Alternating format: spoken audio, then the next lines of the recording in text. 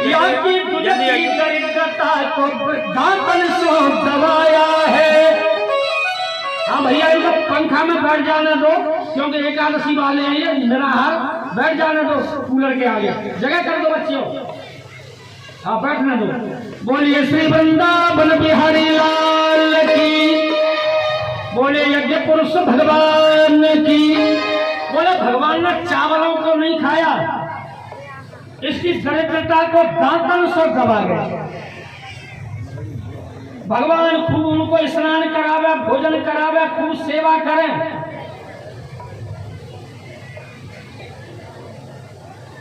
तो एक दिन भगवान बोले मित्र, जब तुम चले तो हमारी भाभी ने कोई बात कही थी क्या? बोले हाँ। क्या कहा था? बोले तेरी बहू को 24 घंटा तेरे पास ही बैठी रहती हैं, इतनी बहुएं हैं, 1000-2000 24 घंटा बैठी रहती हैं। अरे तू यहाँ से तू अपनी बहुओं को यहाँ से फिरा, हम तू अकेले में मिलेंगे, अपने मित्र सखा हम दोनों आपस में बात करेंगे। अपनी रानी और पटरानी से भगवान ने कहा सुनो उठो यहाँ से जाओ, हम हमारे सखा अकेले में बात करेंगे। जो ही रानी पटरानी उठी वहां से खड़ी हुई, बोली अच्छा भगवान का सखा मित्र आया जिसने हमको ही घर से भगा दिया। जो ही रानी पटरानी निकली, जिनको नहीं पता था वो आकर के सब बैठ गई। सुदामा जी बोले मित्र वो तो हटा दी, लेकिन इनको पता नहीं और बैठ गई हैं 1000-2000, फिर इनको यहाँ से भगा दो। भगवान बोले सुनो रानी पटरानियों यहाँ से जाओ घर से, हम हमारे सखा अकेले में एकांत में बात करेंगे। जो ही रानियों को हटाया, सुदामा जी बोले मित्र सखा ऐसा करो जल्दी किवाड़ बंद करके कुंडी लगा लो, नहीं तो और रानी पटरानी चली आएंगी। भगवान ने जैसे ही उनकी रानी पटरानी निकली, कुंडी लगाई, किवाड़ बंद किए। बोले ये बताओ मेरी भाभी ने मेरे लिए क्या समाचार भेजा है? बोले द्वारिकानाथ बता दूं, तेरी भाभी ने रोकर एक बात कह दिया। क्या? क्या सुन लाला कन्हैया, तेरी भाभी ने रोकर एक बात कह दिया कि चुपचाप एकांत में कहना, किसी को पता नहीं चले। तो मैं अकेले में कह रहा हूं क्या कि एक मास 2 पाठ में, कि एक मास 2 पाठ में 2 एकादशी हो मेरे घर गोपाल जी, सदा एकादशी हो। 1 महीना 2 पाठ में 2 एकादशी होती हैं। तेरी भाभी ने रोकर मुझसे कहा है, लेकिन मेरे घर में तो हमेशा एकादशी एकादशी एकादशी रहती है।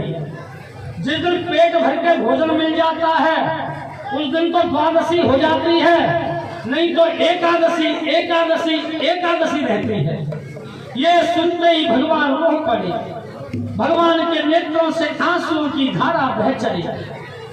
भगवान से रहा नहीं गया, भगवान खड़े हुए, भगवान ने किवाड़ खोले, सांकड़ खोली, कुंडी खोल करके बाहर आए। बेलपत्र के पेड़ के नीचे पटिया बिछी थी, उस पर जाकर के भगवान आंसू बंद नहीं हुआ, रोए बैठ गए। रानी पटरानी दौड़ी दौड़ी आई, रुक्मिणी सत्यभामा बोली स्वामी आपके मित्र ने सखा ने आपसे कोई कठोर बात कह दी है शायद। भगवान बोले रुक्मिणी मैं क्या बताऊं, मैं आज द्वारिकानाथ बना फिर रहा हूँ, मेरे मित्र सुदामा जी के घर में ये स्थिति है, उनके घर में खाने के लिए रोटी तक नहीं है। अरे मेरे घर में तो छारे बादाम इतने पड़े हैं, मुझे छारे बादाम भी अच्छे नहीं लगते, लेकिन मेरे मित्र सुदामा जी के घर में खाने के लिए रोटी पैदा नहीं। भगवान इतने रोए। रुक्मिणी जी बोली स्वामी आप चाहे तो उनको भी धनवान बना सकते हैं। भगवान तुरंत बेलपत्र के नीचे पटिया पे खड़े हुए और खड़े होकर के बोले भाभी कि जो होनी ही सो है गई, अब ना ऐसी हो भाभी तेरे महल में बोले होना था वो तो हो चुका था।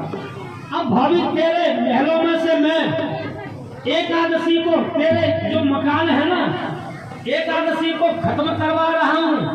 तुम्हारे यहाँ बड़े बड़े सुंदर महल रहेंगे, तुम्हारे घर में हमेशा द्वादशी मनेगी, द्वादशी द्वादशी द्वादशी। एकादशी हमेशा के लिए मैं खत्म करवा रहा हूँ। फिर भगवान सुदामा जी के पास में आए। सुदामा जी उनकी खूब सेवा करते, रोजाना उनके पैर दबाते, नए नए। कभी सुदामा जी भी भगवान के पास मुस्कुराते, भगवान सुदामा जी की सेवा करने लगते। कभी सुदामा जी भगवान की सेवा करते। फोटो ले लो। एक दिन भगवान सुदामा जी के पैर दबा रहे थे, तो सुदामा जी सोचने लगे ये मेरा मित्र है, सखा है, मैं इसके पास आया हूँ, ये मेरी खूब सेवा करता है, मेरे पैर दबाता है, मुझे नए नए कपड़े पहनाता है, खूब मुझे दूध पिलाता है, रोटी खिलाता है, बड़े बड़े व्यंजन खिलाता है। लेकिन मैं जिसके लिए आया था वो तो काम करता ही नहीं है। मैं आया था, मुझसे ये लेने देने की तो बात ही नहीं करता। बोले मैं चलने की कहता हूँ सारी जब ये देगा। तो सुदामा जी बोले भगवान से, मित्र बोले हाँ। बोले मैं जाऊं, बोले मैं जाने की कहूंगा तब शायद देगा। तो भगवान बोले मित्र जाओ, चाहे यहाँ रहो चाहे अपने घर में रहो, हमारा चिंतन करते रहना। सुदामा जी बोले मैंने तो वैसे ही कहा था, इसने एक बार भी मना नहीं करी मुझसे। अरे मैं चलता हूँ, हो सकता है ये समझ